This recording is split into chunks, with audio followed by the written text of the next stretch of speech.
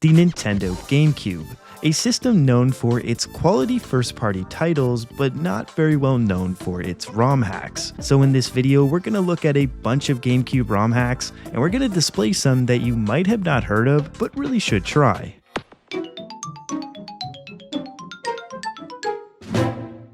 And so first up is Super Mario Sunburn. This ROM hack helps modernize Super Mario Sunshine into becoming a more fleshed out experience. Many seem to argue that this hack is just a better way to play Sunshine nowadays, and well, I pretty much agree with that. Now that's because Sunburn does do a lot to change the base gameplay, as no longer are you booted out of the level when you collect the shine, and the world can now be free traveled from stage to stage. Other improvements also include being able to collect shines out of order, having more coins added along with blue coins being put into multiple acts instead of just the one, new ways to trigger endgame, and of course custom levels. Now if not apparent already, this ROM hack does a lot, and that can sometimes work against things, as having too much going on can create problems. I've seen that some people don't really like the custom levels, and the open world feature can be kind of buggy, and it doesn't always work as intended. Still, with that said, this ROM hack does a pretty good job at mending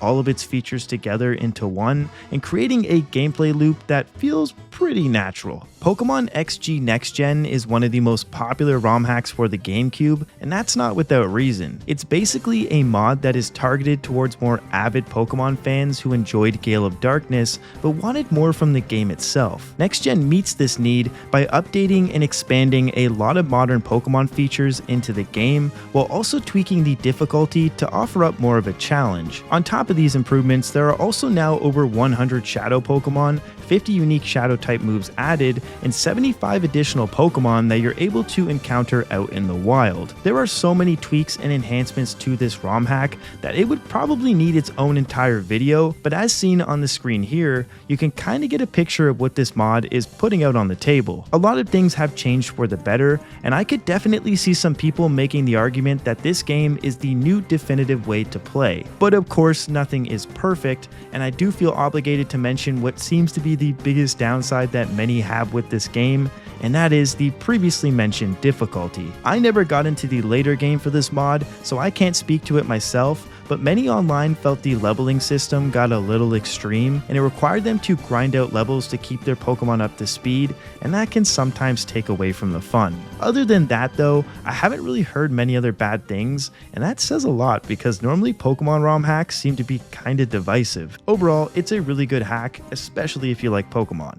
F-Zero AX was an arcade game that never got a lot of traction in North America, so when it was discovered in 2013 that the F-Zero GX GameCube game also had F-Zero AX hidden away on the disc, a lot of modders were quick to find ways of playing it on the original GameCube hardware. And well, as of 2021, there is now a patch that lets you play F-Zero AX through GX on the original GameCube. This ROM hack fully works on the original hardware, and as you can see on the screen here, it's the arcade game through and through. There aren't a ton of changes, and the most notable stuff is the exclusive tracks and vehicles, although you can technically get those in GX, though they are locked behind some of the hardest challenges in the game. All in all, not much else is different besides some soundtrack stuff, but it is still cool when you find some hidden content tucked away. And hey, at least it wasn't another hot coffee mod experience, and was something a little bit safer. Super Mario Eclipse is a ROM hack that's really hard to not talk about because it's easily the most popular one out there. While hacks like Sunburn do a lot to improve Sunshine,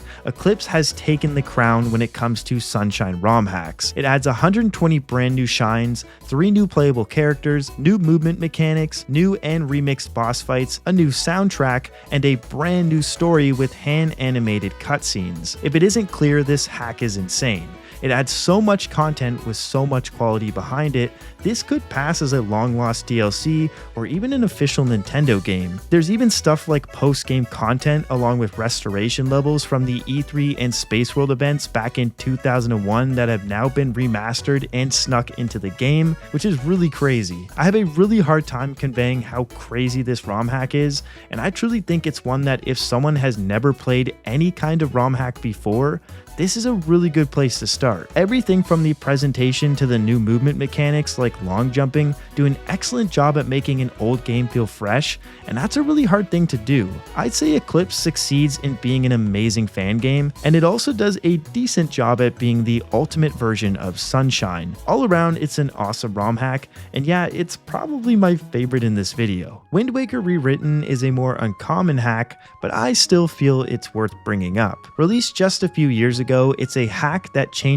a ton of content in the Wind Waker game, just probably not in the way you think. The creators somehow had the dedication and the decision to add 10,000 new lines of dialogue into the game, along with new cutscenes, new video files, and various texture edits. What this leaves us with is a ROM hack that keeps the base gameplay, but it completely changes the storyline for a much funnier but slightly weirder experience. The story has a lot of clever humor with really well done dialogue, and I didn't find myself ever getting confused as to what to do next, and that can sometimes be a problem when people make their own storylines. I don't have much else to say for this hack, but while it is smaller, it packs quite a punch, and I love seeing stuff like this for older games, so if you like Wind Waker, I ask that you please give this one a try. Metroid Prime 2 Echo's Double Trouble is a mod you probably don't need, but it does exist. If you have ever wanted a tougher experience in Metroid Echoes, well, there's a ROM hack for that. Double Trouble doubles every enemy and boss in the game,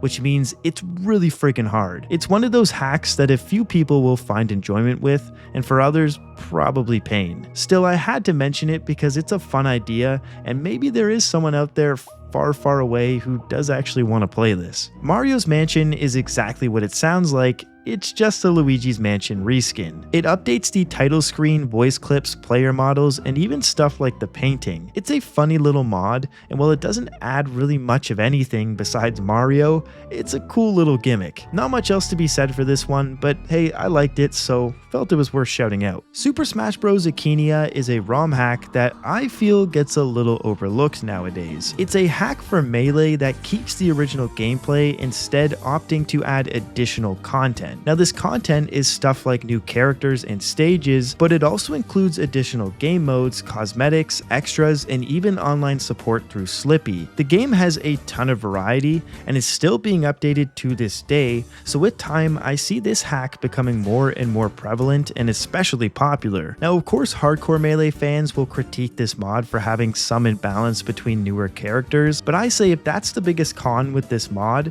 then that really isn't a big thing at all. For casual players and avid Melee enjoyers, this mod serves as a great way to play a classic title on the GameCube. King Dedede and Tails are the newest additions to Akaneia right now, with many more to come, so keep an eye on this one, and if you like Smash Bros, definitely check it out. Pikmin 1 Squared is another newish ROM hack that took just over 4 years to create, releasing in 2024. It's one of many Pikmin mods that have been released from these same creators, and from their words, Pikmin 1 Squared is the magnum opus of all Pikmin GameCube mods. This is because the ROM hack recreates Pikmin 1 using the Pikmin 2 engine while also adding quality of life features. In addition to those massive changes, the hack also adds a randomizer and a brand new storyline. There's also stuff like multiplayer support, which is a big deal, and a nice array of achievements to unlock. It's pretty clear a lot of effort went into this ROM hack, and what really took the cake, at least for me, was the new storyline. Don't get me wrong, I love playing Pikmin and seeing how it's been greatly improved with the new engine, but the new storyline, Louie's Quest, is just really what stands out for me. The visuals look great, and the enemies along with the boss fights are all really unique and really well done. Pikmin 1 Squared is a hack that pulls out all the stops, and the creator and team behind it have a website dedicated to Pikmin mods, which is really awesome to see. Down the road, I might make a more in-depth video on those other mods, but for now, we'll have to hold off on showing you Pikmin Friday Night Funkin', as sad as that might be. The Four Swords level editor, also known as EFSAdvent, is the last mod on this list, and while it's not a ROM hack, I did want to include it as it does create ROM hacks for Four Swords on the GameCube. There have been a few ROM hacks made with this tool, and here on the screen right now, you're actually seeing a trailer for a Four Swords ROM hack called Snow Time. Now, big disclaimer, I haven't used this tool before, and I don't think I ever will, as Four Swords which just isn't really my thing,